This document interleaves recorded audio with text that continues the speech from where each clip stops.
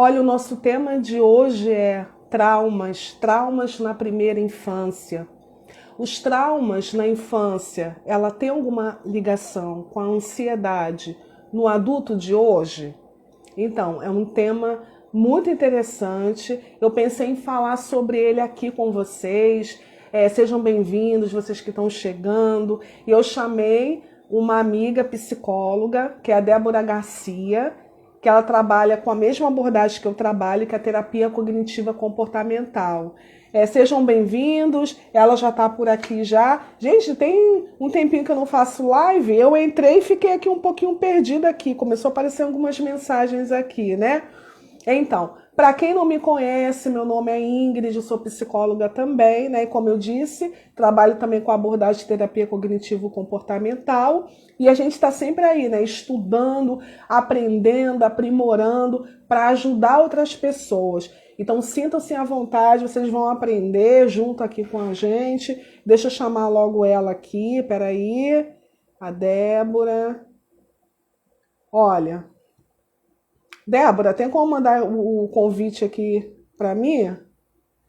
Ou será que já tem aqui? Eu tô...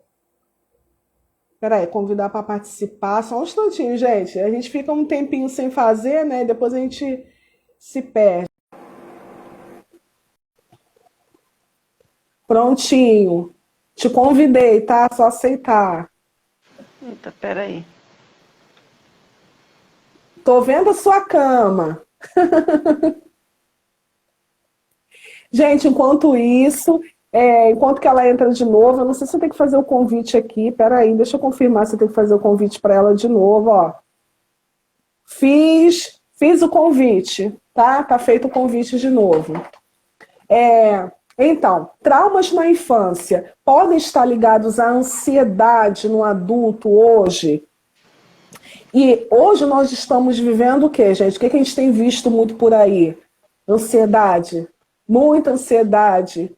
Principalmente depois dessa pandemia, né? Ansiedade, depressão. E aí, Débora, seja Consegui entrar, bem-vinda. boa noite. Vocês estão me ouvindo bem? Eu tô. Estão me ouvindo bem? Ótimo. Consegui entrar. Boa Ai, noite para todos. peraí, eu tô mexendo aqui, tá aparecendo o pessoal aqui para eu assinar. Só um instantinho aqui, continue. Sim. Ah, tá. Aqui tá falando, tá chamando mais seguidores para poder assistir. Eu tô falando aqui, Ah, Débora, sim. com o pessoal que tem um tempinho que eu não faço live, aí sempre vai mudando, né? Tecnologia já viu, né? Então tem hora que vai mudando as coisas, a gente fica um pouquinho perdido, mas o negócio é a gente encarar, Verdade. né? A gente, Verdade. quando a gente fica um pouquinho ansioso, aí bate um pouquinho de medo, mas a gente encara, deu certo, deu, se Sim. não deu, a gente faz de novo, né? Sim. E eu me apresentei aqui bem rápido, né? Eu não sei se todos que estão aqui, se todos são meus seguidores, eu acredito que deva ter pessoas novas aqui. Aí, Débora, eu vou pedir para você se apresentar, né? E a gente dá continuidade aí. Ok, então meu nome é Débora, sou Débora Garcia, psicóloga clínica, especialista em terapia cognitivo-comportamental. E também eu não sou especialista em terapia do esquema, mas nós vamos estar falando um pouquinho. Tem alguns cursos dentro da área, não uma formação completa, mas alguns cursos dentro da área. E vocês vão poder entender um pouquinho da importância dela na hora de falar dos traumas da infância. Eu acho que é bem pertinente falar sobre isso. Sim. Quando a gente fala de traumas, né? O nome já não é um nome assim bonito, né? E muitas pessoas, quando ouvem essa palavra, às vezes já pode ser um gatilho, só de pensar, né, nessa palavra.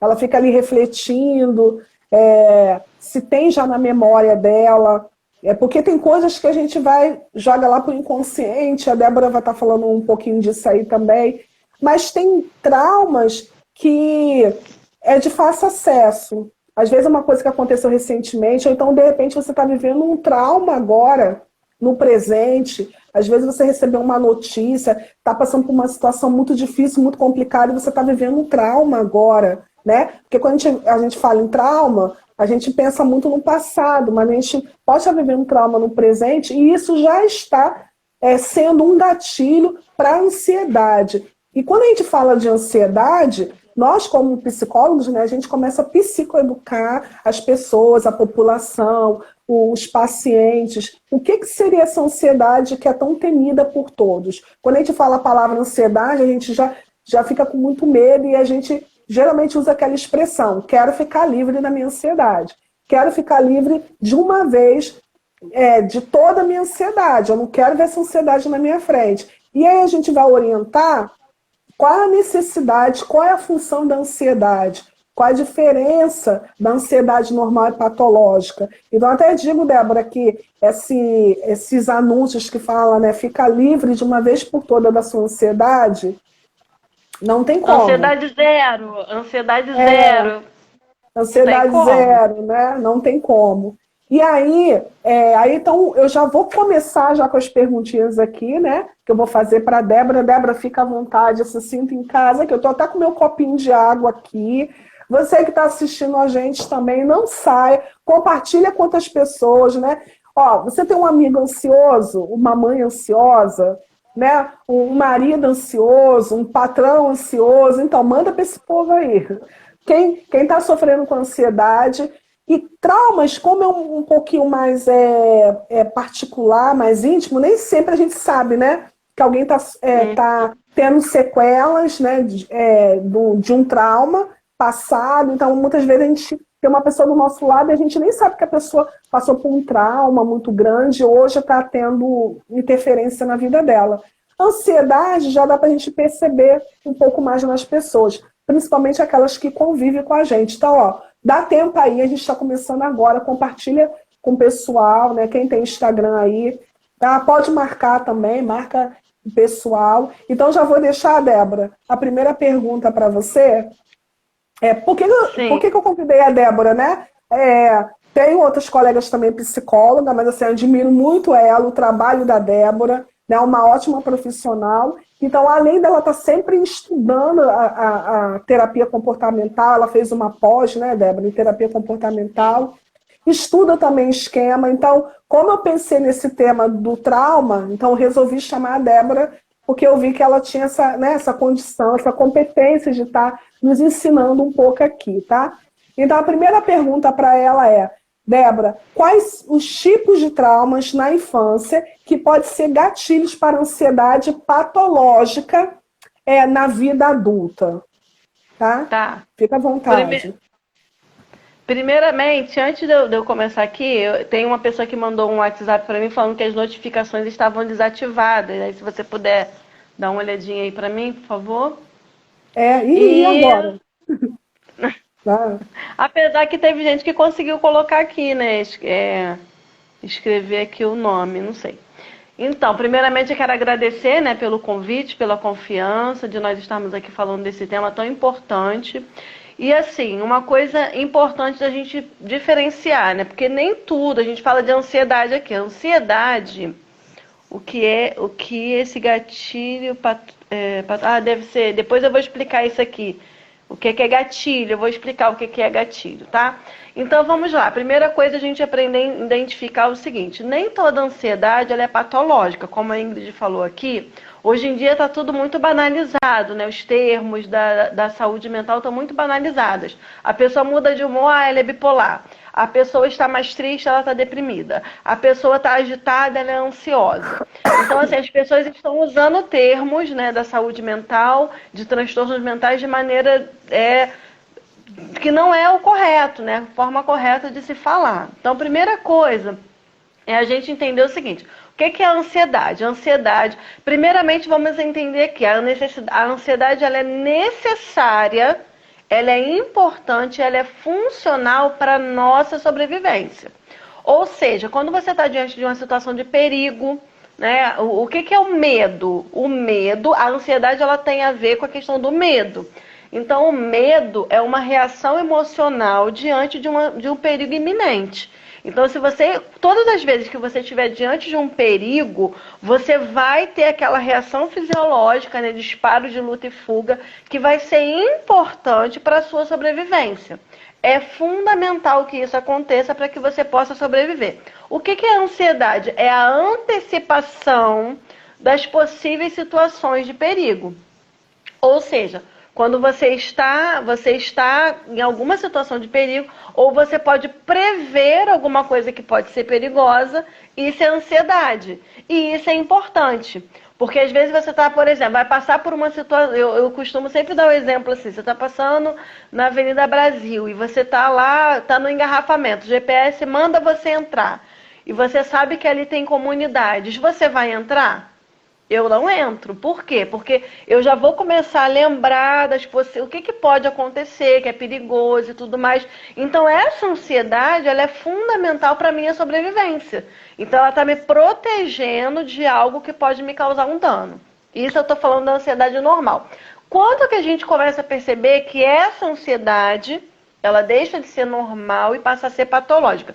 Para ser um transtorno, para ser considerado transtorno, ela tem que fugir dos níveis de normalidade para aquela faixa etária. Por exemplo, o que seria normal? Por exemplo, a criança, é muito comum a criança sentir medo do escuro. É comum. Agora, é normal um adulto que morre de medo do escuro? Já é algo que a gente começa assim, não é algo tão normal assim. E aí a gente começa já a puxar ali uma atenção. Outro fator que é importante, o tempo. A pessoa teve uma crise de ansiedade, ela teve aquelas questões todas, né? Que a ansiedade está muito relacionada à questão física, né? Fisiológica. Disparo, coração acelerado, falta de ar, sudorese. Essas sensações são sensações de ansiedade, que a pessoa ela reconhece que aquilo ali é um sintoma de ansiedade. É muito comum, é o que todo mundo já sabe. Então, ela teve uma situação que ela teve isso. Isso pode ser considerado transtorno de ansiedade? Não. Ela pode ter tido uma crise isolada e nunca mais ela ter. Então, eu não posso falar que essa pessoa tem um transtorno. E a outra questão é quando aquilo começa a trazer prejuízos. Ou seja, a pessoa que passa por uma situação traumática. A Ingrid já falou aqui a questão do trauma. Eu estou só dando aqui, tá, Ingrid? Uma pincelada para a gente poder entrar na infância.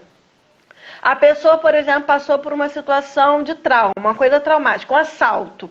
É comum que aquela pessoa que sofreu o assalto, ela tenha medo de passar, ela comece a evitar passar pelo lugar onde ela sofreu aquele assalto. É muito comum. Ela passa a ter medo de passar por ali. Isso, sozinho, não pode ser considerado um transtorno. Com o tempo ela começa, né? Ela vai voltando à vida dela normal. Agora, o que não é comum, o que não é normal? É quando a pessoa ela não consegue mais ir trabalhar, ela não consegue mais fazer suas coisas do dia a dia. Então, a gente já começa a imaginar o quê? Que esse transtorno está trazendo prejuízos para aquela pessoa. Por exemplo, um outro exemplo aqui bem básico da ansiedade também. A pessoa fala assim, eu tenho medo de andar de avião. Medo de andar de avião, para essa pessoa, não é um transtorno se ela não tem que andar de avião. Não é um transtorno, porque não está trazendo prejuízo nenhum para ela.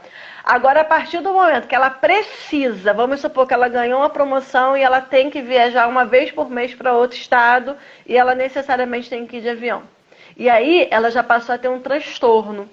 Já passou a ser um transtorno para ela, porque senão ou ela perde o emprego ou ela perde a promoção, causou um certo prejuízo. Aí, no caso desse específico, a gente chama de fobia específica, que é o medo de andar de avião. Tem tratamento, tá? É só fazer a terapia que resolve isso, dá para tratar. E assim, até aqui tudo bem? Deu para acompanhar, Ingrid? Eu falei muito rápido. Tá dando para acompanhar? Deu uma falhadinha, mas eu não sei se foi aqui só comigo. Qualquer coisa o pessoal vai falando aí, tá? O pessoal tá conseguindo? O pessoal tá conseguindo acompanhar, gente? Sinaliza aí pra mim, por favor. Eu só vi uma pessoa falar ali, show de bola. Deixa eu ver aqui se tem mais alguma coisa. Gatilhos. Eu vou explicar o que é gatilho, tá? Boa noite, meu nome é André Luiz. Boa noite, André.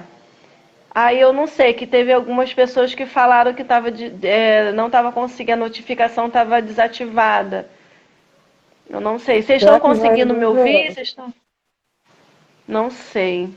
A Aline, vocês estão conseguindo ouvir bem? A Aline disse que sim. Ótimo. Então vamos lá, né? Não sei se o pessoal está conseguindo falar aqui. Vocês estão conseguindo? Sim, André. Ótimo, André. Então vamos lá, vamos continuar aqui. Agora sim, a Hélida colocou. Ótimo, então vamos lá. E aí vamos falar, a gente está falando aqui do transtorno mental, né? Aquela situação que deixou de ser a ansiedade normal, como a gente falou, a ansiedade ela é normal e ela é importante. A gente está falando aqui da ansiedade normal. Quando essa ansiedade ela começa a gerar um transtorno, ela começa a gerar prejuízo, ela deixa de ser normal e passa a ser patológica. A pessoa que tem reação, né, fisiológica diante de uma situação de medo é totalmente normal. Agora, o que não é normal? A pessoa não está acontecendo nada e ela está tendo todas aquelas reações. Aí a gente vê que é uma crise de ansiedade, porque não tem nenhuma situação que esteja aquilo. E aí, vamos lá. Um transtorno mental, ele tem duas origens. Ele tem duas questões, duas origens. Vamos lá. A primeira são os fatores predisponentes. Ou seja, a pessoa... O que é um fator predisponente? É aquela predisposição a desencadear um transtorno. São os fatores genéticos. Ou seja, se os pais são ansiosos, se os pais têm um transtorno mental, seja ele qual for, tá? Tem vários tipos de transtorno mental. Os filhos, eles têm uma predisposição maior a desenvolver o transtorno. Não necessariamente ele vai desenvolver, mas ele tem uma predisposição. Ou seja, ele já nasce predisposto a desenvolver aquele transtorno. E existem os fatores precipitantes. O que são os fatores precipitantes? São as situações do dia a dia que podem desencadear. E aí vem o ambiente, as situações, a família, e aí vários fatores, né, podem contribuir para que aquela situação, aí é o que a gente chama de gatilho. O que é um gatilho? É a situação que dispara o problema. Por exemplo, um trauma, né, como a Ingrid falou aqui, pode ser o que vai desencadear o transtorno. Um trauma. E aí vamos lá, na infância. Várias questões. Aí eu vou falar aqui, né, a questão aí entra na questão dos esquemas, né, que eu gosto muito. Embora eu não seja terapeuta do esquema, eu gosto muito de utilizar, porque ele faz muito sentido, né? E aí vamos lá. A criança, ela tem necessidades básicas. Então, toda criança, aí, a terapia do esquema, ela trabalha muito com isso, que é as necessidades básicas não atendidas que vai gerar os esquemas. E aí, para a gente entender um pouquinho o que são os esquemas, primeiro a gente vai falar um pouquinho sobre as crenças, né? A terapia cognitivo-comportamental, a gente já trabalha lá com a crença. O que são as crenças? São pensamentos rígidos, generalizados, que faz com que a gente tenha determinados comportamentos. São pensamentos que para a gente, para as pessoas, são verdades absolutas. Ela aprendeu aquilo e aquilo ali é uma verdade para ela. E as crenças os esquemas são um conjunto dessas crenças. E ela vai criando ali, né, caminhos, e ela vai criando ali situações, e ela vai criando também comportamentos baseados naqueles esquemas. E aí vamos lá. Quais são as 5 necessidades básicas, né, estudadas? A primeira necessidade básica da criança é a aceitação e pertencimento. Ou seja, a criança, ela precisa necessariamente se sentir aceita e pertencente. E para ela se sentir aceita e pertencente, ela tem que encontrar um ambiente, né? Esse ambiente, essa família, tem que ser uma família que tenha afeto. Essa família precisa dar afeto, essa criança precisa ser amada, essa criança precisa entender que ela faz parte daquele núcleo familiar, ela é bem recebida. E aí, quando essa família não tem isso, ela vai desenvolver um esquema, um domínio esquemático, que a gente chama de desconexão e rejeição. Ou seja, ela começa a desenvolver algumas coisas, como, por exemplo, dentro desse domínio a pessoa tem esquema de abandono. Um esquema de abandono, como que às vezes a pessoa age? Ela tem um esquema de abandono, ou seja, ela aprendeu que a família, ela abandona, a mãe, ela abandona, a mãe é instável, os pais, as figuras de afeto não são acolhedores. E aí ela começa a desenvolver comportamentos que se baseiam naquilo. Por exemplo, aí a pessoa que tem esse esquema, ela tem três formas de agir. Ou ela, no relacionamento, por exemplo, ela pode não entrar no relacionamento, porque ela tem medo de ser abandonada. Ou ela pode entrar no relacionamento e ser um relacionamento totalmente disfuncional. E quando acontece qualquer situação, ela vai lá e abandona logo antes de ser abandonada, que ela já na cabeça dela eu vou ser abandonada. Então ela vai lá e abandona. Ou ela se relaciona com pessoas que ela já sabe que vão abandonar. Ou seja, ela aceita aquela função e ela vai fazendo aquilo de maneira. E aquilo ali vai se Sim. tornando. E ela vive a vida toda, isso de maneira inconsciente, ela vai vivendo a vida toda nessa disfuncionalidade. E ela vai tendo comportamentos disfuncionais. E com isso, ela vai tendo sofrimentos, né, ao longo da vida. E até chegar no momento que ela reconhecer que aquilo ali não tá legal e buscar uma ajuda, né? E a terapia do esquema ajuda bastante nesse quesito. Você tem alguma pergunta, Ingrid? Eu tô falando. Eu sei que o esquema é um Não, pouquinho. Não fica. sei se o pessoal tá entendendo. Você está falando Vocês aqui, estão. esse primeiro me chama a atenção quantas crianças, né? Aliás, quantos adultos hoje que tem uma criança interior ferida, né? Sofreram abandono lá na infância, tanto abandono Sim. físico, porque assim, tem um abandono físico, mas tem um abandono afetivo. Às vezes o pai e a mãe estão ali, estão Afetivo. cuidando, mas esse abandono afetivo há ali dentro daquele ambiente, dentro daquele núcleo, né? E quando essa criança ela Sim. chega na fase da adolescência, até chegar à fase adulta, ela já chega com tantas crenças disfuncionais. E aí, Débora, eu acho até interessante, tem muitos adultos que acreditam que o que eles viveram na infância não interfere agora na vida dele adulto. Não, já passou. E aí, às vezes, a pessoa cria uma rigidez, né? Não, tudo que eu tinha que viver Sim. eu já vivi, já superei, mas muitas vezes não Sim. superou, né? Pode Exatamente. É continuar. muito comum. Muito comum a pessoa não ter. E aí o que que acontece? Quando a gente vai trabalhar lá com a TCC padrão, né? Que a gente começa com a TCC padrão. Eu sou terapeuta cognitivo comportamental. E a gente começa a avaliar ali as crenças, os comportamentos, os pensamentos.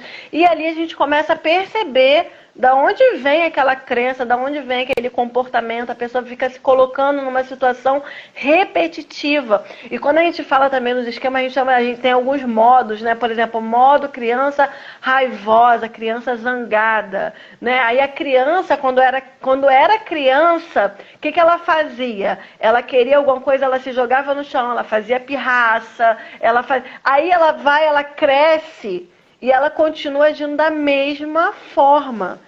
Sendo que hoje é desadaptativo. Porque naquele momento, né, quando ela chorava, quando ela fazia a pirraça dela, ela conseguiu o que ela queria. Hoje é desadaptativo. E aí, às vezes, a gente vê que pessoas que são violentas, que elas agem na agressividade para conseguir alguma coisa.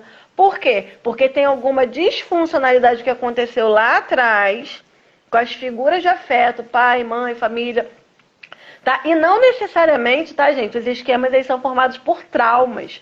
Às vezes nem foi um trauma tão absurdo, mas foram situações repetitivas. Como, por exemplo, a mãe que estava presente, mas não dava carinho, não dava afeto. Era uma mãe ausente, mesmo presente. Porque tem isso, né? Às vezes a pessoa está presente, mas tá ausente. E a criança, ela vai interpretando aquilo. Então, esses esquemas, eles são formados a partir. Tem um conjunto, né? Tem a questão do temperamento, tem criança que são mais exigentes, tem necessidades diferentes. Por exemplo, tem criança que tem mais necessidade de você abraçar, de você. E tem outras crianças que você tem que falar mais, eu te amo. E assim, cada um vai ter uma necessidade diferente. E às vezes aquela criança ela tem uma necessidade. Por isso que irmãos são tão diferentes, né? E às vezes a pessoa pode falar assim, nossa, mas é muito comum, né? Falar assim, mas fomos criados do mesmo jeito, a mesma mãe, o mesmo pai, a mesma casa, o mesmo ambiente, somos totalmente diferentes. Por quê? Porque as necessidades são diferentes, porque tem a ver com temperamento. E o temperamento, gente, é inato, tá? É aquilo que a gente nasce com esse temperamento. A personalidade é formada ao longo, né? A personalidade é formada ao longo da infância, adolescência, finalzinho da adolescência, que é formado a personalidade. Mas o temperamento já é inato, é aquilo que a gente já nasce com aquela predisposição. E essas são as necessidades. A segunda necessidade é autonomia e competência. E esse ambiente, ele precisa ter o quê? Investimento e liberdade. A criança, ela precisa se sentir autônoma, ela precisa se sentir competente. Por exemplo, a criança vai lá e começa a andar de bicicleta, e ela começa com rodinha, normal, né? Tem uma hora que tem que tirar a rodinha, e a criança vai ter que cair. Só que aí aquele pai super protetor, né? Não, não pode. Ai, meu, e se ele cair? E até a que a gente pensa assim, não, vamos super proteger. Não, é aí que tá, é o equilíbrio. Não é nem o abandono, né? Nem a superproteção. A superproteção também, o que você está dizendo para ele? O mundo é perigoso, você não é capaz. Inconscientemente ele está entendendo isso. Eu não sou capaz de conseguir sozinho. Aí você tá lá, mas a família é muito, nossa, que família, aquela família foi tão cuidadora, mas a superproteção também, ela não é legal. A criança, ela precisa saber que ela tem competência, ela pode fazer, e aí, gente, vai cair, né, vai machucar. Quem nunca ralou o joelho, né? Tem que ralar. Deixa ralar o joelho, vai ralar, vai aprender, vai se frustrar, e aí ela vai aprendendo, porque na vida é assim, né? E aí, quando a criança não tem isso, ela vai desenvolver o outro domínio, que é autonomia e desempenho prejudicado. Um dos esquemas desse domínio é a dependência e incompetência. A pessoa sempre está na dependência do outro. Ela nunca tem aquela capacidade, ela sempre depende do outro, ela nunca tem a questão dela, ela sempre está dependendo, ela se sente incompetente, ela não se acha boa o suficiente, e aí ela vai desenvolvendo aquilo, e ali ela vai fazendo isso ao longo da vida, né? Aquela pessoa que depende... Oi? É o que, Ingrid, você falou? Da vida. É que eu sussurrei aqui para não te Tá. atrapalhar e acabei te atrapalhando, pode Tá. falar. Não, me atrapalhou não. Eu vi aqui que o André colocou assim, caramba, isso é tremendo. Que bom, André. Vocês estão entendendo, gente? Me dá um ok aí. Vocês estão... Eu tô assim, tô sendo bem básica, tá? Porque isso aqui, né, tem muita coisa. Eu tô só para vocês poderem entender um pouquinho o quanto que essas situações, que muitas coisas que vão acontecendo hoje, a resposta tá lá atrás, tá? Eu dependo da minha mãe, a Elida tá falando. Exatamente, tem gente que fica na dependência. Ela não consegue sair daquilo ali. Né? Outra coisa que tem aqui dentro desse domínio é o emaranhamento. A pessoa não consegue sair da casa da mãe. Ela não consegue viver a vida própria. Ela está sempre na dependência. Porque ela acha que ela precisa daquilo ali. Se ela não tiver aquilo ali, ela não consegue sobreviver. Então, é bem interessante isso. Eu gosto muito do esquema, Verdade. né? Tem um A monte de, terceira... Oi. tem um monte de Oi? marmanjo, né? Tem um monte de marmanjo aí, 40, 45, 50, 55, morando na casa de mãe, pai, e a mãe tá Sim, doida que ele vai embora, vai ver sua vida, mas ele tá ali, tá grudado. sim. E você sabe que esse tempo que a gente está vivendo tá mais assim, né? Você vê que as pessoas estão saindo mais tarde de casa, estão nessa dependência maior, né? A primeira e a segunda eu já falei aqui. A primeira necessidade, aceitação e pertencimento. A segunda é autonomia e competência. A terceira, limites realistas. A criança, ela precisa necessariamente de limites. O limite, ele é importante. Então, o que a gente viveu, né? Há um tempo atrás, era aquele limite muito, né? Aquela coisa muito limitada. Aí, o que os pais fizeram? Eu não quero passar pela privação, que eu não quero que meu filho passe pela privação que eu passei. Aí, agora, pode fazer tudo o que quer. Eu deixo fazer o que quer. E aí, a falta do limite também é prejudicial. Então, assim, olha aí como é que tem que ter o equilíbrio. Você tem que ter o limite, mas aí entra a questão. Qual é o ambiente que essa criança precisa encontrar? É um limite com afeto. É um limite realista. Coloca depois os nomes novamente dos esquemas. Tá ok. Tem vários, né? São 18, na verdade, esquemas. Eu tô falando aqui só os domínios e alguns esquemas. Então, esse limite precisa ser dado com afeto. Quando não tem o limite com afeto, ele vai desenvolver limites prejudicados. E uma das questões, né, dos esquemas que estão dentro desse limite prejudicado é autocontrole e autodisciplina insuficiente. Aquela pessoa que não respeita regras, não respeita sinal, ela acha que ela tem que fazer o que ela quer, não respeita ninguém, não respeita o guarda, não respeita professor, então. Aí o professor vai lá, ele não respeita o professor e a mãe ainda briga com o professor. E tá nesse nível aí, né? A gente tá vivendo um período assim, tá bem complicado, né? Bem E isso é difícil, muito verdade. prejudicial. Imagina um adulto, imagina esse adulto. Não vai respeitar os pares, não vai respeitar a família, não vai respeitar a esposa ou o esposo, não vai respeitar nem os filhos, porque não tem, ele só tá voltado para ele, não tem limites. O outro A outra necessidade básica é a expressão emocional autêntica. Ou seja, a criança ela deve poder se expressar. Quer ver uma coisa que a gente ouve muito, né? Ah, tá com raiva. Quem tem raiva é cachorro, você não pode sentir raiva. Como que você vai sentir raiva? Isso é errado. E aí a criança ela vai escondendo aquilo que ela está sentindo. Ela esconde a emoção dela, porque ela acha que é errado sentir raiva. Gente, a raiva ela é importante também para nossa vida. Quando você sente raiva é porque tem alguma coisa que está vindo contra você e você. Agora, o que é a raiva? A raiva é emoção. O que eu não posso fazer? Eu não posso bater no coleguinha. Agora, eu sentir raiva é natural. É natural. Então, assim, eu posso sentir raiva. O que eu não posso fazer é eu pegar essa raiva e bater, né? E fazer coisas que não são legais. E aí, vamos lá. A criança, ela precisa encontrar um ambiente. Qual é o ambiente que ela precisa encontrar? Um ambiente que seja validante, que valide. Olha só, meu filho, você pode sentir isso, tudo bem sentir. Agora, ensinar e modelando, né? Você pode sentir raiva, mas você não pode pegar simplesmente e sair jogando as coisas no chão. Você pode sentir, você sentiu? Deixa passar, deixa fluir, mas você não pode simplesmente pegar, porque aí o que acontece? A gente vê aí alguns adultos que fazem isso, né?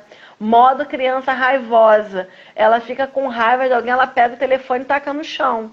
E aí fica sem telefone, ela pega as coisas de casa e joga, ela quebra, ela vai ficar sem. Então, não é uma atitude que é muito legal. E aí, quando esse domínio, né, não é alcançado, né, não é correspondido, ela entra na supervigilância e inibição. Aquela pessoa que sempre está com medo de tudo. Ela está sempre vigilante, ela sempre está preocupada com o que vai acontecer, com o que as pessoas vão dizer. Ela vai se apagando, né? Não sabe. Aquela coisa assim, homem não chora. Você é um homem, é um rato. Você não pode ficar triste. Você não pode chorar. E aí, o que a criança vai aprendendo? Que ela não pode expressar as emoções dela. É errado expressar as emoções. E aí, dos esquemas, né, dentro disso é o quê? É a inibição emocional. Que é exatamente isso. A pessoa ela fica tão inibida que ela não consegue expressar. E é aquela pessoa que está sempre também dependendo do outro. Quer ver? Por exemplo, você gostou disso? Eu achei isso aqui... Ela não gostou, mas... eu achei isso aqui muito legal. Só que aí ela nem gostou, mas ela fala... né? Ela não consegue expressar o que ela sente. Ela sempre só faz aquilo que o outro quer. Ela não consegue expressar.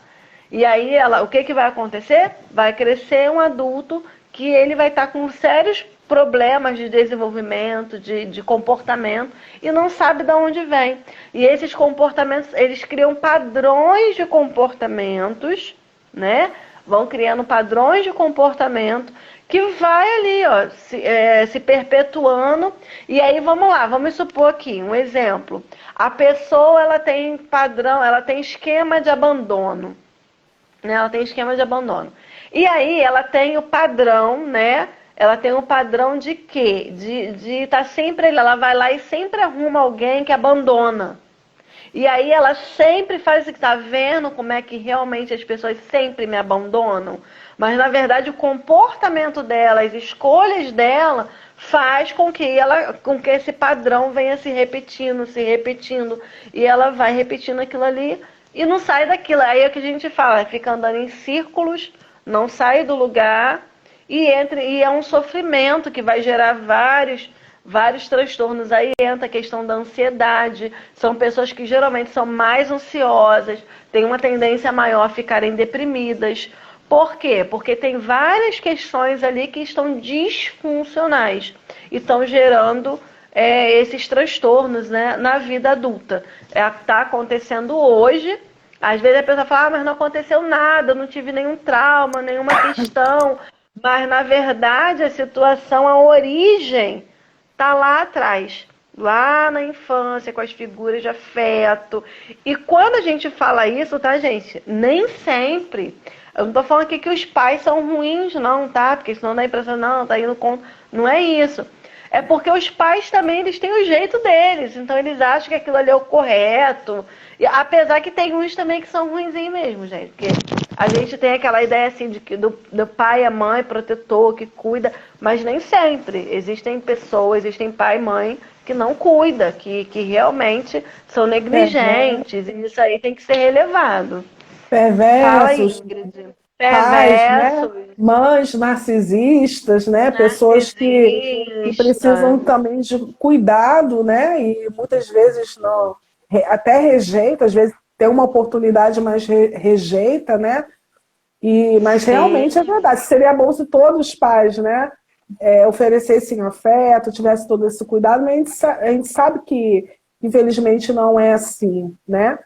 E esse último aqui que você falou da expressão, né, expressão emocional autêntica,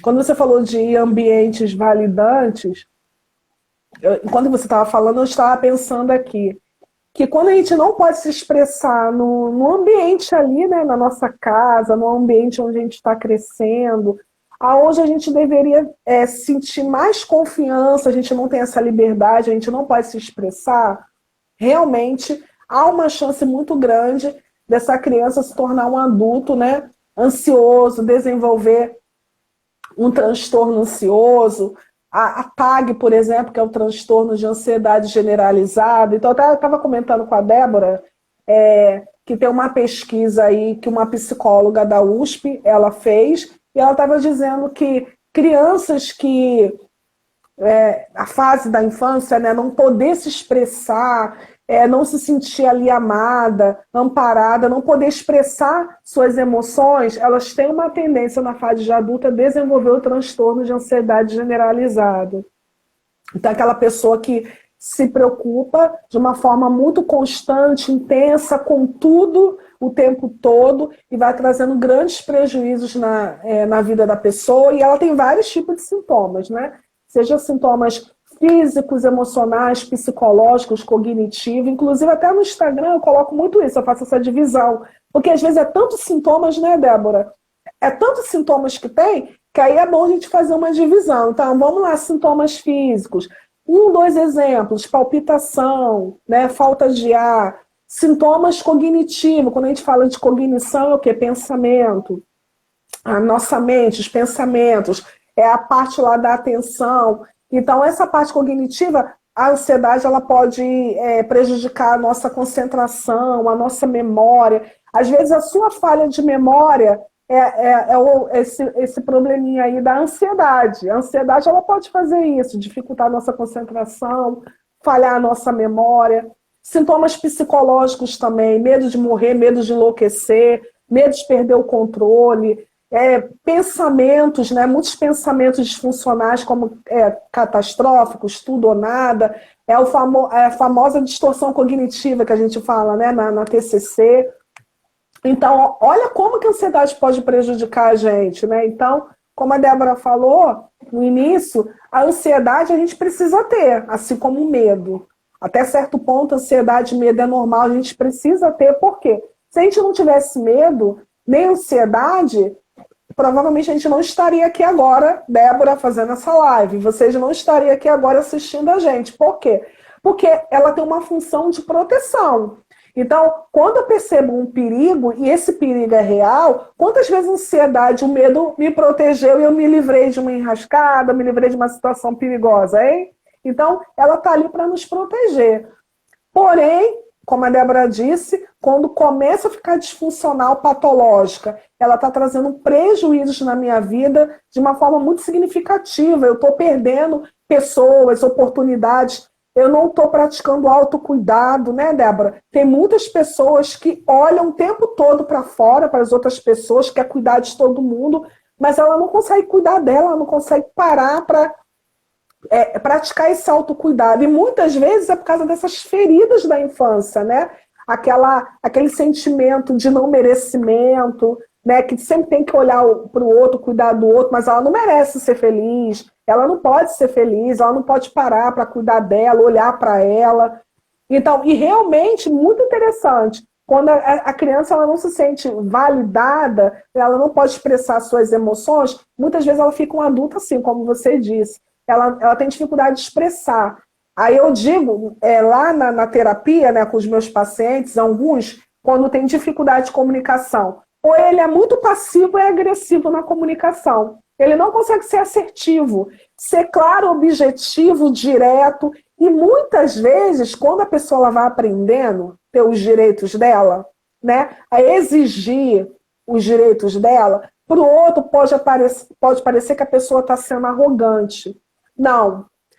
Todos nós temos deveres, mas também temos direito. E quando você entende, por exemplo, que você não merece ser feliz, você fica se anulando, está sempre o outro na frente. Aí você é muito passiva.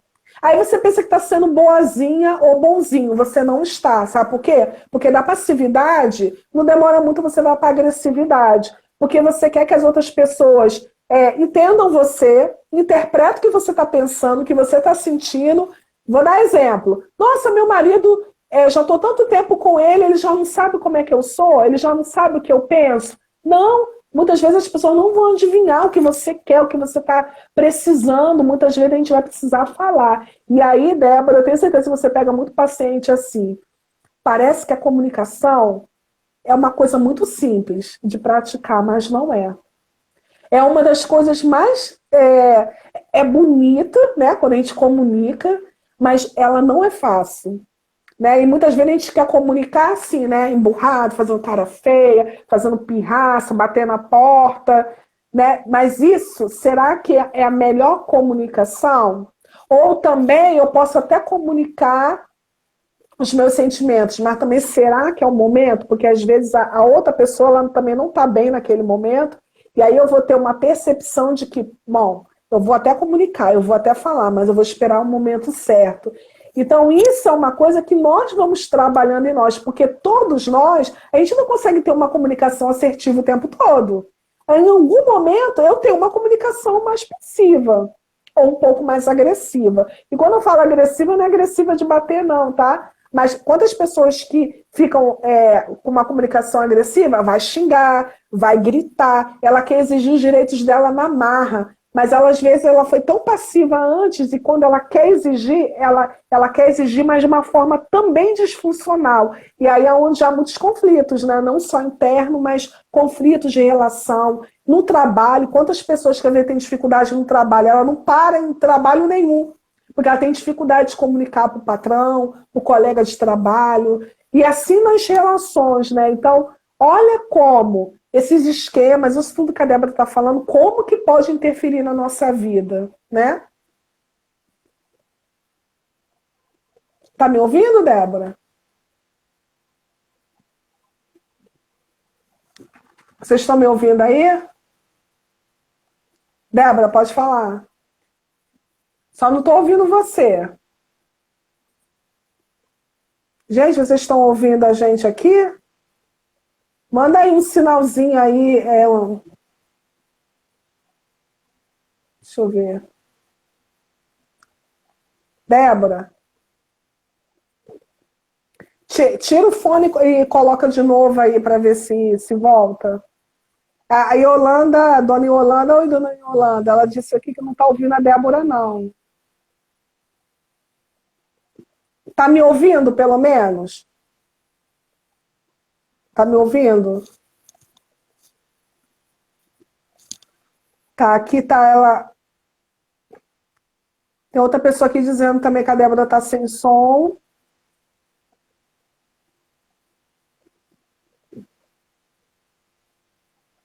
Débora, se não voltar, você pode sair e entrar de novo.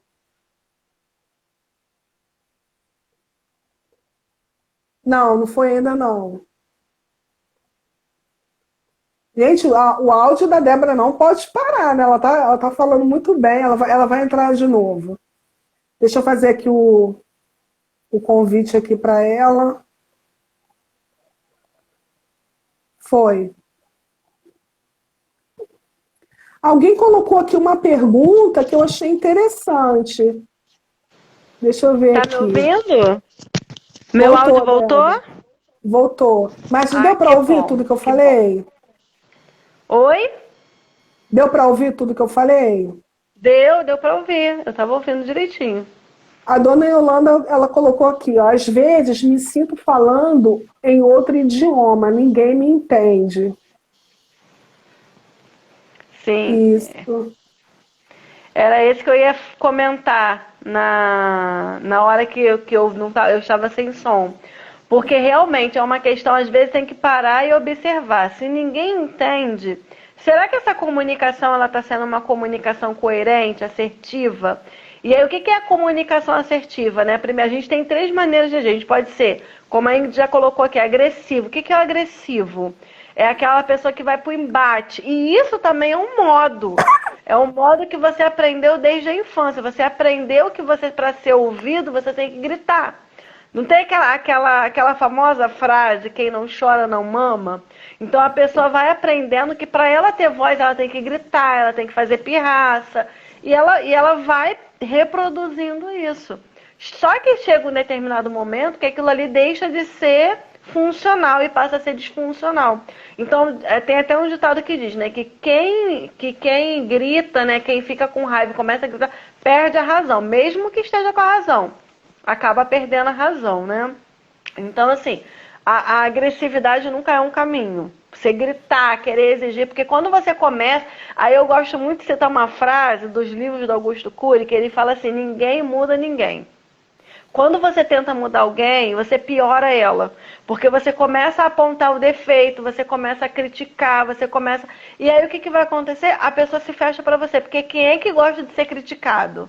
Alguém é que gosta de ser criticado? Ninguém. E aí quando você começa a criticar essa pessoa, ela não te ouve. E aí realmente a comunicação vai se tornando insuportável, o ambiente vai se tornando insuportável. Que aí um critica, aí vira aquela briga, não vira, não tem diálogo, tem briga. E aí tem o passivo, que é aquele que engole tudo, aquele que aprendeu, né? Que a voz dele não é importante, a necessidade dele não importa. E aí ele vai engolindo tudo, ele não pode falar, ele fica ali tímido, ele não consegue se expressar. Só que tem um problema aí, né? Você ser passivo de vez em quando até pode ser interessante, né? Evita um problema. Agora você imagina você passivo sempre, né? A pessoa vai engolindo, ela engole, engole, engole, vai chegar a hora que vai fazer o quê? Ela vai explodir. E aí é quando a situação se torna crítica, porque ela vai chegando no limite dela, porque todo mundo tem limite. Só que tem uma terceira via que é a assertividade, que é você comunicar da melhor maneira possível. E aí entra, o que é a comunicação assertiva? Aí entra o tom de voz, a forma como você fala. E tem uma técnicazinha que é bem legal, né? Que é a técnica que a gente chama de técnica sanduíche. O que é a técnica sanduíche? Você quer comunicar alguma coisa para alguém? Primeiro você chega lá e entra com elogio. Você vai lá e coloca, por exemplo, marido, né? Você chega lá e você faz um elogio, poxa, aí você fala das qualidades dele, aquilo que você gosta. E aí depois você entra com aquela crítica. Porém, né, tem isso aqui que eu acho que não tá legal, que precisa mudar. O que você acha? E no final você fecha com outro elogio. Então, ali você começa a estabelecer um diálogo. E aí você vai permitir também que o outro, que às vezes a pessoa quer comunicar, mas ela não permite que o outro fale. E aí fica aquela confusão e nada acontece, nada muda. Aí fica lá, a vida toda vivendo o mesmo problema e não consegue resolver. Aí pode acrescentar, Ingrid. Perfeita colocação.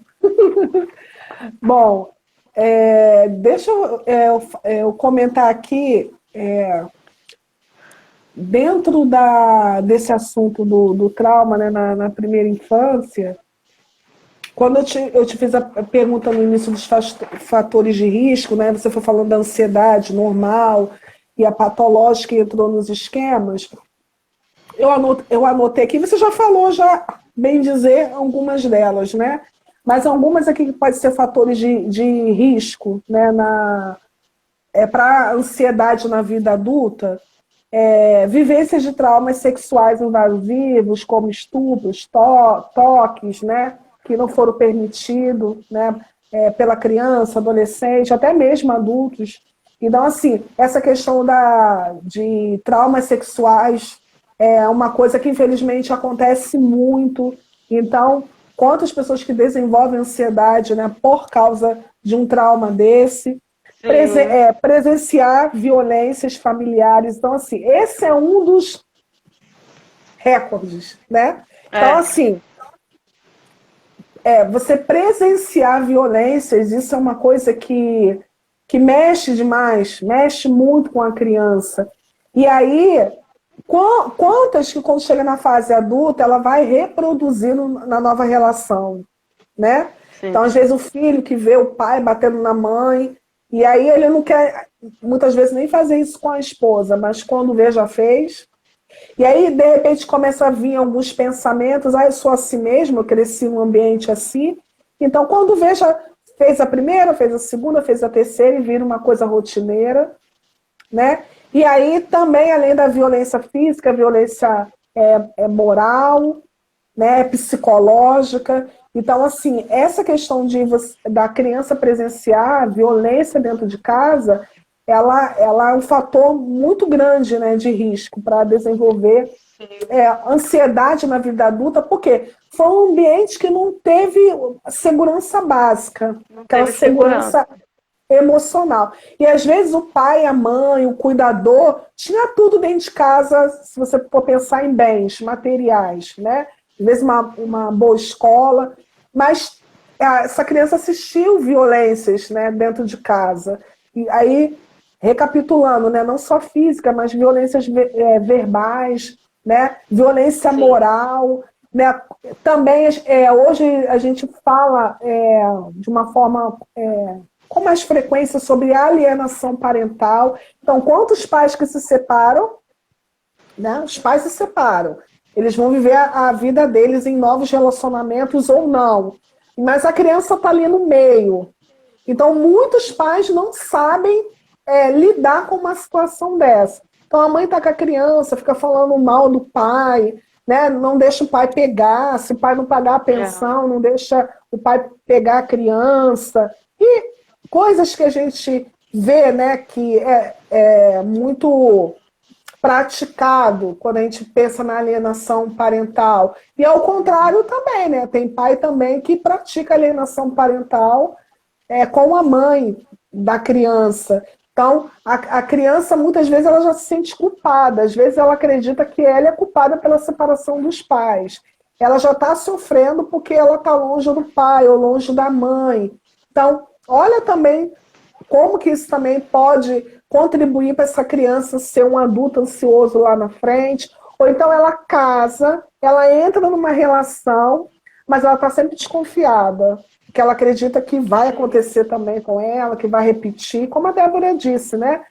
Então, assim, Sim. são os modos como a pessoa interpreta uma situação, uma vivência, né? E ela vai reproduzindo e é de uma forma automática. A gente não percebe, a gente não para pensar, porque é uma coisa que vai acontecendo no cotidiano. E a gente não fica, né, parando para pensar sobre isso. Mas muitas vezes a ferida está ali, né? Tá machucando e Exatamente. precisa ser tratado.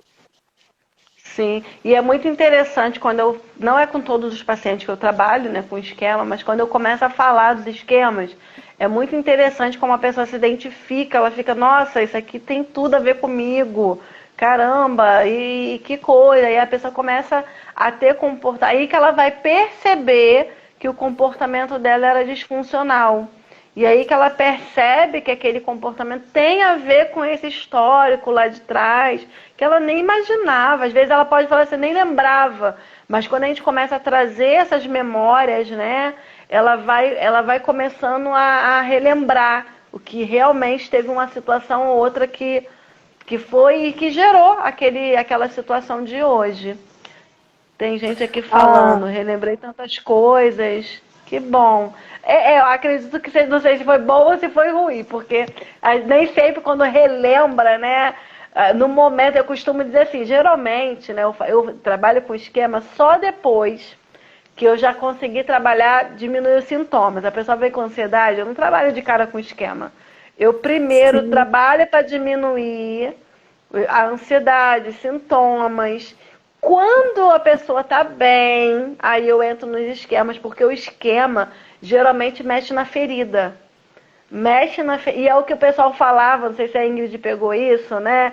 Que a TCC era muito superficial, porque a TCC não trabalhava com questões da infância, porque o TCC trabalha muito aqui agora também, né? Resolução de problemas do hoje, né? Só que quando a gente entra no esquema, a gente vai lá atrás e mexe muito. Aí eu costumo falar com o pessoal o seguinte, a gente vai abrir um pouquinho, aí vai doer, a gente coloca lá a pomadinha até ela sarar.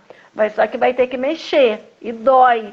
Então, assim, a gente tem que ter muito cuidado, porque é um local muito sensível, né? A gente tem que ter muito cuidado para trabalhar isso com o paciente, porque eu sei que é um ambiente muito sensível. Sim, e se tocar logo no início pode assustar, né? Ah, Porque nós temos nossos mecanismos de defesa, então a pessoa sim, pode parar a terapia logo no início.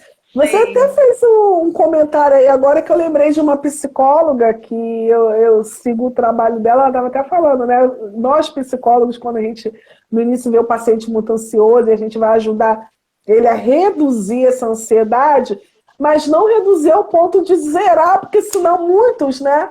Não todos, Não mas dá. muitos. Ih, melhorei os sintomas, vai embora, não volta mais, já acha que está curado, já acha que está Já acho super que tá bem. curado. Não, gente, É, isso que a Débora falou é muito importante a gente enfatizar. É para diminuir, é reduzir os sintomas, para começar a trabalhar outras tratar. questões. Tratar o trauma. Eu tô rindo aqui porque tem uma pessoa falando ali, ó, Débora me fez amar TCC, né? É uma paciente. E assim, né, essa pessoa aí tá fazendo psicologia, uma paciente minha que quando chegou já estava fazendo psicologia. Quando eu falei, eu sou terapeuta cognitivo comportamental, ela me olhou com a cara assim. Aí eu falei, na hora eu falei, já falaram mal pra você da TCC, né? Alguém falou que é ruim. Aí ela me olhou assim. Aí eu fui e falei, tudo bem. Aí eu comecei a explicar o que é TCC, não sei o que, não sei o que lá. Aí eu já peguei um pensamento automático. Eu falei assim, o que você pensou? Ela, não vou voltar mais.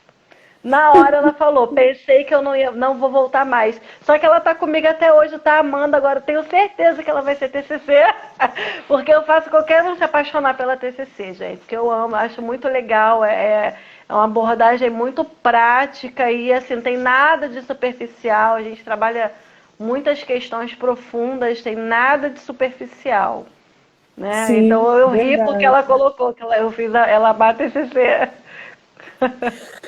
Achei E quando a gente engraçado. fala aí, quando a gente fala de TCC, aí agora a Débora falando de esquema, gente, é porque na psicologia, né, que é uma ciência, dentro da psicologia existem várias Várias. abordagens, né, várias fundamentações teóricas, né? Então, se a gente pensar em muitos Sim. estudiosos, cientistas, eles vão fazendo várias pesquisas, aí chega a alguma conclusão, daqui a pouco nega alguma conclusão, refuta aquilo dali, daqui a É, pouco está tendo modificações, por quê? A ciência vai evoluindo, né? Então, assim, então existem sim, várias, vamos dizer assim de uma forma bem simples, existem várias maneiras do psicólogo trabalhar. Então, tem uns que sim, escolhem aí a abordagem da psicanálise, outros da TCC, outros da humanista. que mais aí, Débora? Gestalt, qual mais Gestalt, aí? Junguiana, ih, tem tantas. Isso, tem Junguiana, tantas, né? existencial, né? Existencial, tem É. algumas. E Mas a aí, TCC eu gosto muito. E o esquema tá dentro da TCC, né? Terapia do esquema tá dentro da TCC. isso. E é bem legal isso Preciso que que a, você já que deve a ver. eu não estou achando mais Eu ela tô aqui, rindo dos não. comentários aqui. Eli da E, Oliveira, né? Hélida, é a Hélida. Hélida, a Hélida. Ah, então, assim, gente, é muito legal isso, né? A gente está falando e só numa conversa dessa a gente já perceber como que uma vida já está sendo ajudada, né? Porque Sim, vocês poderiam estar aí, ó, vocês que estão com a gente aqui agora, poderiam estar fazendo tanta coisa agora, né? Mas está aqui agora, ao verdade. vivo com a gente. Essa live, gente, vai ficar gravada lá no feed de notícia, lá no GTV, a parte de vídeo. Então, o que eu vou pedir? Tá ajudando? Ajudou vocês? Compartilha depois essa live com outras pessoas. Aí marca eu, marca a Débora, compartilha o trabalho da gente. Por quê? Tem certo tipo de trabalho que é pago. Esse é o nosso trabalho, né? Então, por exemplo, você que a gente lá como psicóloga quer procurar para psicoterapia, é pago. Mas isso aqui é de graça, né? Isso aqui é de graça. Exatamente. Então você pode se beneficiar de coisas gratuitas, coisas pagas também. E aí você compartilhando com outras pessoas, nossa, como que você pode estar ajudando outras vidas, né? Vocês que estão ouvindo aqui o que a Débora está falando agora e pensou, relembrou coisas, né, que a gente está aqui guardado no coração de vocês, lá na mente, ou coisas que vocês nem lembravam mais e de repente vocês lembraram agora. Quantas outras pessoas você pode ajudar se você compartilhar? Eu não tenho como compartilhar para pessoas que você pode compartilhar, não é, Débora? Exatamente. Exatamente. Isso aí. E Aí legal que as aqui, pessoas estão aqui se identificando, né? e aqui também, Débora, Algumas alguns pessoas. sintomas também, né? Como eu botei aqui alguns traumas que são gatilhos para a ansiedade, né, na vida adulta. Então, como eu falei aqui, né? Presença de violências familiares, traumas relacionados a sentimentos de menos-valia, desvalorização, que você já disse, a violência de traumas sexuais invasivos, por exemplo, é grande gatilho também, né, para a ansiedade na vida adulta. Algumas Sim. consequências, né? Dentro dessa ansiedade patológica, tem ansiedade social e ansiedade do estresse pós-traumático, né? Pós-traumático. E aí, nos sintomas, né, que eu anotei aqui, dificuldade de se adaptar ao meio social. Então, ó, quantas pessoas, né, que têm aquela ansiedade, aquela fobia social, dificuldade mesmo de convívio com outras pessoas, até de ir para a rua. Tem pessoas que ficam trancadas dentro de casa, né, tem aquela fobia É. social. Ansiedade, impulsividade, instabilidade emocional, baixa tolerância à frustração e ao enfrentar situações de crítica. Essa baixa tolerância à frustração é uma coisa que a gente está vendo tanto, né, Débora? Baixa tolerância à Sim. frustração. Então, aí muitas crianças que chegam na fase da adolescência, ela tem essa baixa tolerância à frustração e Sim. ela fica rebelde, não quer obedecer os pais, não respeita os professores, né, como a Débora mesmo já disse. Aí chega na fase adulta com essa intolerância, então fica um adulto com comportamentos disfuncionais. E aí me faz lembrar, sabe o que, Débora? Alguns tipos de Oi. transtorno. Além dos transtornos depressivos, que a pessoa também pode desenvolver depressão, né?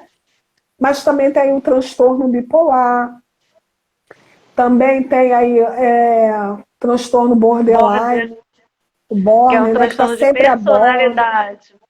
É transtorno de interessante também que a terapia do esquema ela foi desenvolvida para trabalhar com transtornos de personalidade, né? Acabou que a gente consegue utilizar muita coisa nos outros transtornos, mas ela foi sim, desenvolvida para trabalhar com transtornos de personalidade.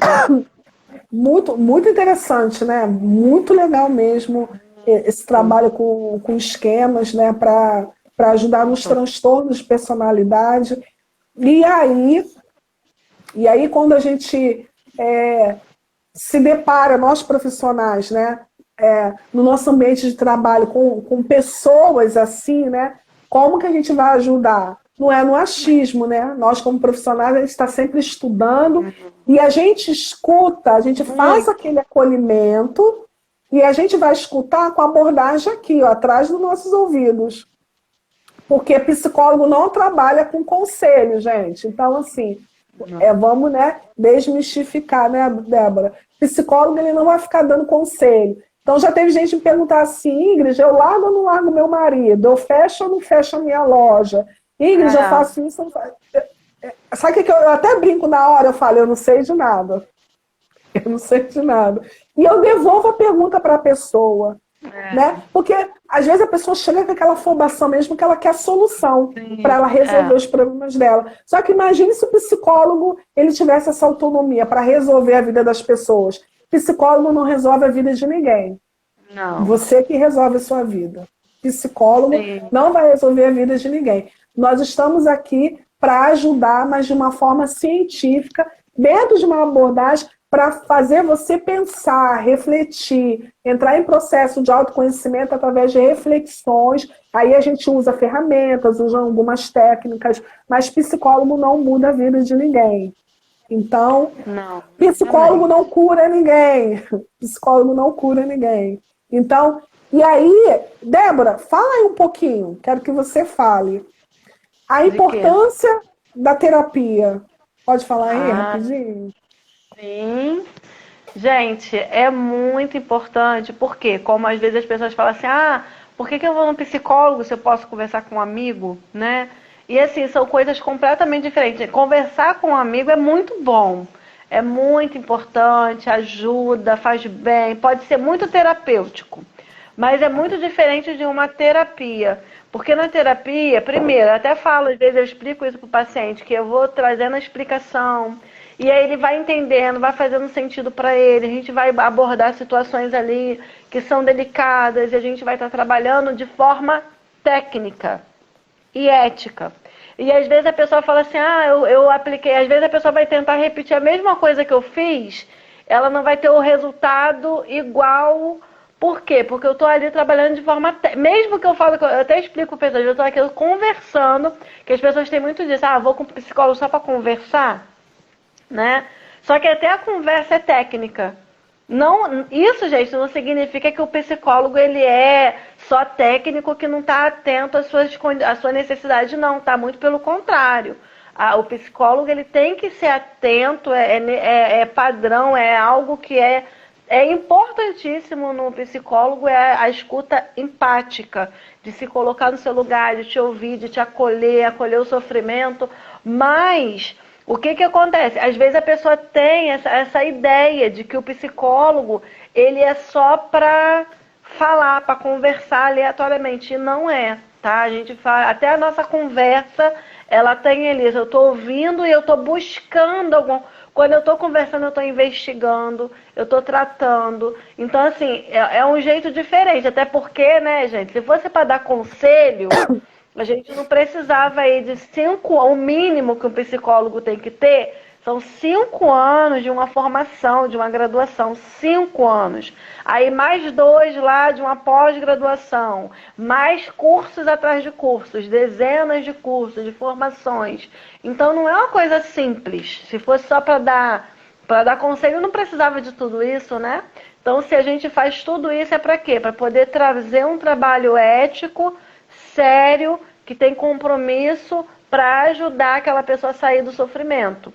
E já teve vezes a pessoa tá há anos tomando medicação e não queria fazer terapia, e quando vem ela entende quanto que é importante, e tem que quebrar os tabus também, né, de que isso é coisa de maluco. Não tem nada a ver, gente. Na verdade, terapia é saúde, não é só porque quem tá... As pessoas vêm quando estão adoecidas, mas na verdade a psicologia é para trazer saúde mental, você aprender a lidar com suas questões, com suas emoções. Então é muito importante. O trabalho terapêutico ele é fundamental na vida de todos. Acho que todo mundo precisava fazer terapia, né? Todo mundo. Imagina se todo mundo fizesse. Acho que a sociedade estaria mais tranquila, as pessoas estariam mais tranquilas, né? Mas infelizmente nem todo mundo faz. Mas se você tem necessidade, faça. Se você vê que alguém tem necessidade, você fala para essa pessoa, peça a ela para ajudar, para buscar ajuda, orienta. E você que está aqui, que está aprendendo, orienta outras pessoas, que isso é fundamental. E você Certo? também pode ajudar uma pessoa, né, quando você vê uma pessoa tendo crise de ansiedade ou crises, né, depressivas, sintomas ali depressivos que você às vezes desconfia, né? De repente da pessoa ter depressão. É bom você Sim. incentivar a pessoa de procurar ajuda, né? Ir no psiquiatra, né? Mas também levar um psicólogo. Por quê? Como a Débora falou, eu acho bem interessante isso. Um amigo, ele não vai fazer avaliação de risco, né? Primeiro ponto aí, dependendo de como você vai chegar no psicólogo, dependendo das crises que você está tendo, né? Um amigo, ele não vai fazer uma avaliação de risco, ele vai escutar, vai até te dar algum conselho, que de repente você vai aceitar ou não, mas o psicólogo, ele tem todo um estudo, preparo de muito tempo para poder. Primeiro ponto aí, fazer uma avaliação de risco. Muitas vezes a gente também encaminhar, né, Débora? Isso também é importante falar. Não deixe de fazer terapia se você percebe essa necessidade. Ah, mas eu estou desempregada, não tenho dinheiro para pagar, não tenho condições nenhuma. Existem serviços públicos, que nem sempre são os melhores, né? Mas aí procurar, às vezes a gente, né, Débora, a gente indica quando a pessoa entra em contato com a gente diretamente, a gente indica alguns lugares. Mas é direito seu, é direito meu, é direito nosso da gente ter saúde mental.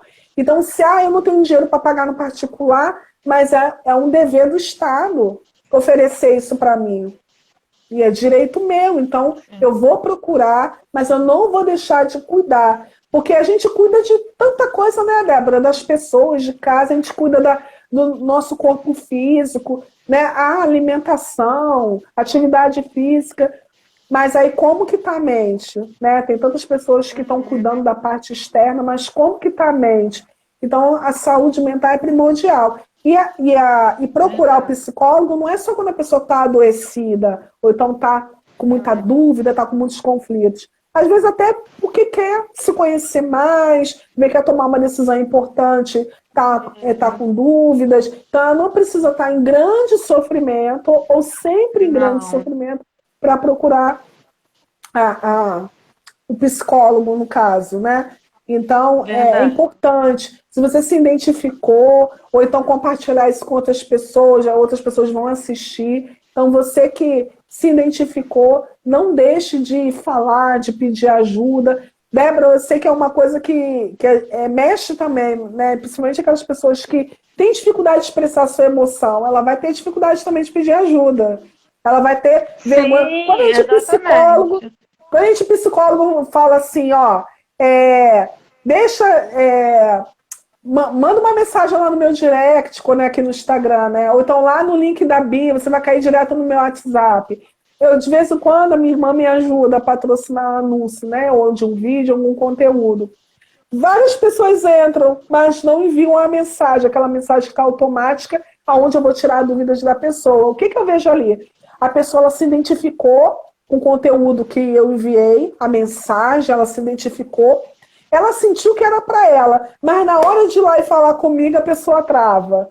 E muitas vezes é uma resistência pelo quê? Pelo medo, pela vergonha. Eu vou falar com uma psicóloga, será que a psicóloga vai me tratar bem? Porque a gente sabe que a gente vai em tantos lugares e a gente não é bem tratado, né? Então, de repente, já começa por aí. Será que essa psicóloga vai me tratar bem quando eu mandar mensagem para ela lá no WhatsApp?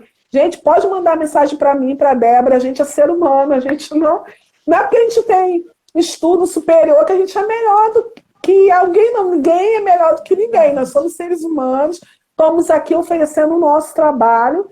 Eu não posso pagar no particular. A gente vai indicar, né, lugares que fazem, mas você tem direito de cuidar da sua saúde mental. Isso aí é primordial. Débora, está vendo alguma pergunta aqui para responder? Porque eu estou de olho na hora, né? Para a gente não passar muito da hora. As pessoas estão falando bem que... Aí a Elida, ó. Elida, né? Que fala. Que lindo sua paixão pelo seu trabalho, Débora. Preciso de vocês na minha vida, meninas. Vocês querem que a gente faça mais live de vez em quando? Porque a gente fez ano passado, não foi, Débora? Tem muitos meses, né? Ano Que a gente passado. fez. Olha, quem Verdade. deseja aí que a gente faça mais lives aí, um pouquinho mais de frequência, não ficar assim, 5 meses para fazer uma live entre nós duas. Faz aí um sinalzinho aí, demonstrando que Oh, gostou. meu Deus.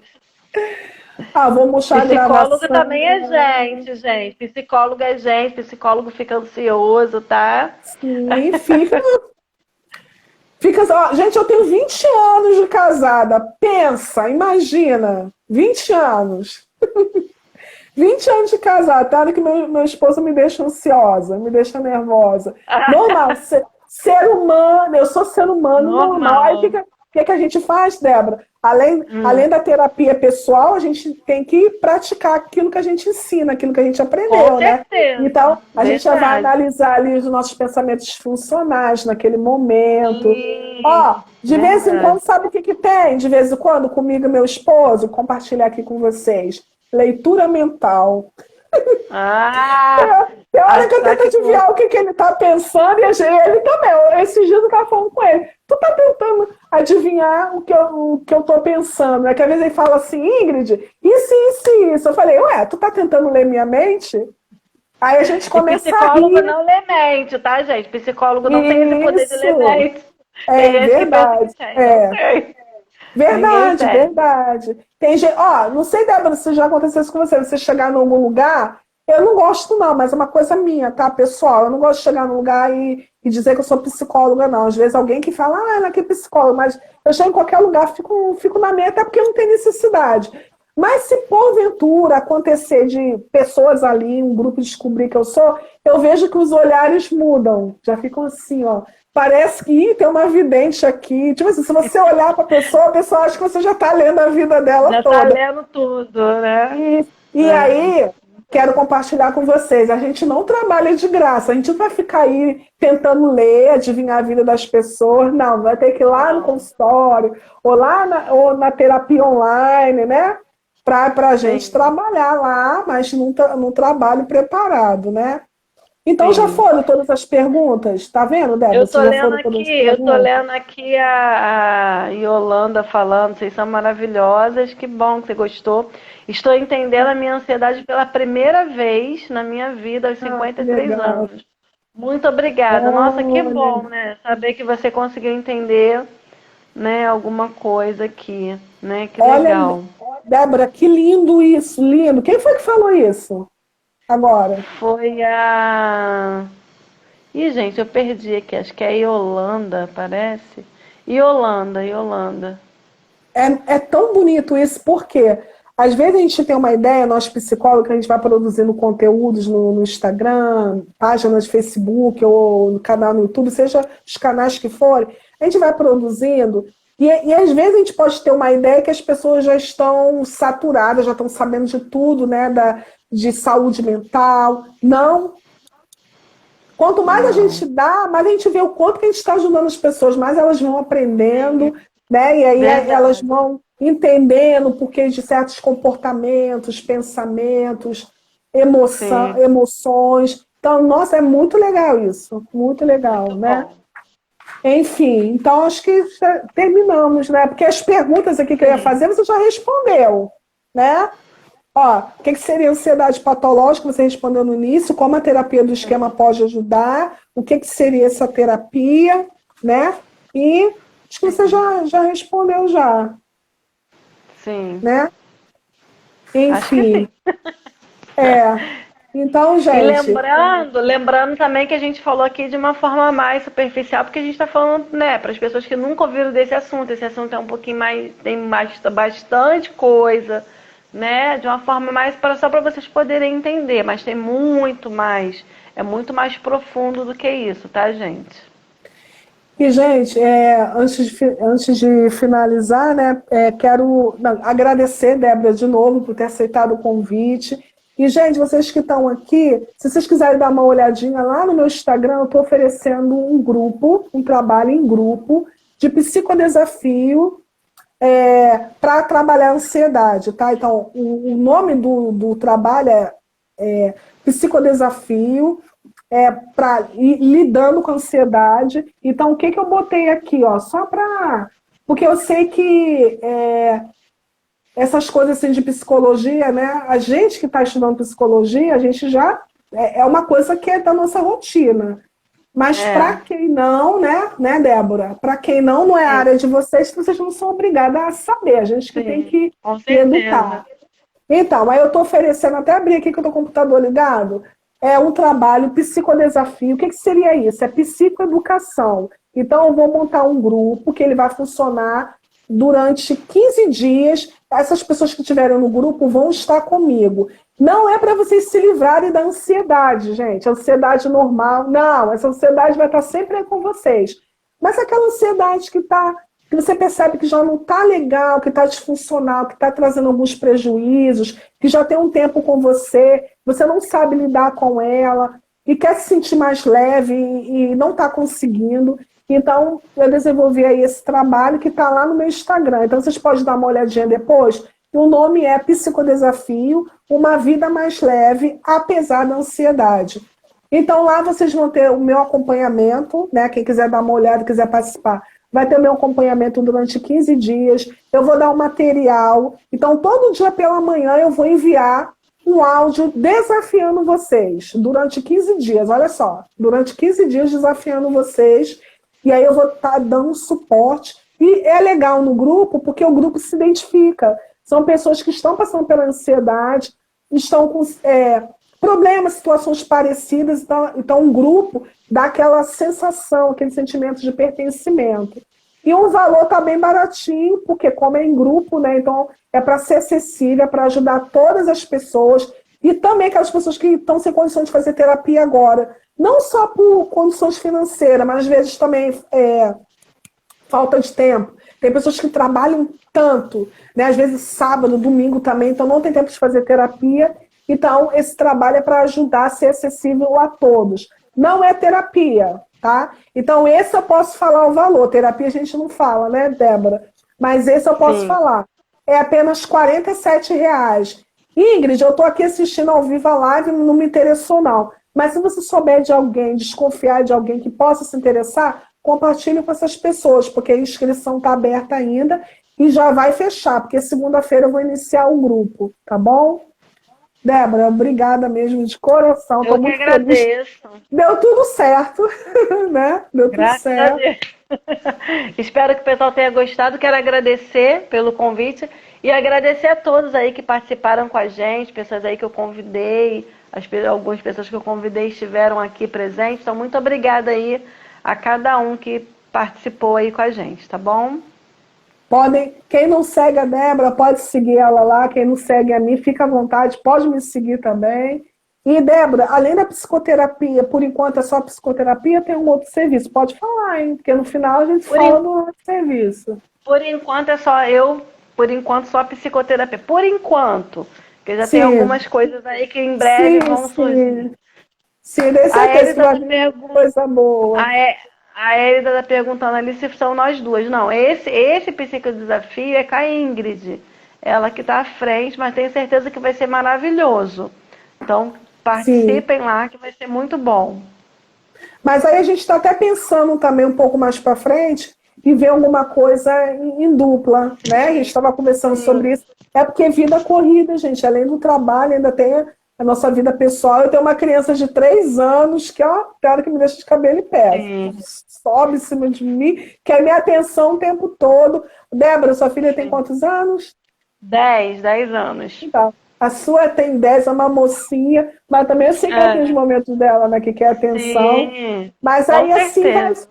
vai surgir aí, acredito, oportunidades aí de nós duas, tá bom? Com Gente, certeza, com certeza. obrigada.